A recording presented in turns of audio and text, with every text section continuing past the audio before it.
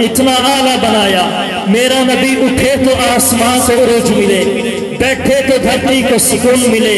मेरा नबी लब हिलाए तो इनादल चहकने लगे।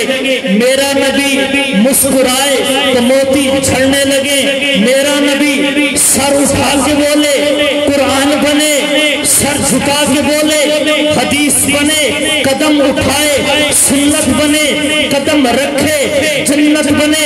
जिसे प्यार की निगाह से देखे सहाबी बने, जिससे निकाह करे उम्मुल मुमिनीन बने। जो पैदा हो खातून जन्नत बने, जिसे बेटियां दे जिन्नूरैन बने।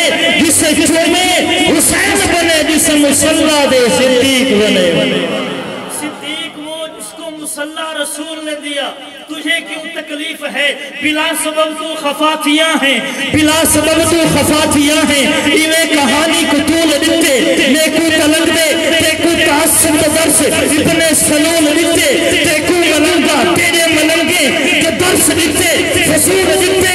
नाराज थी वंटी लोड कहनी हुकुम मुसल्ला रसूल दिता है।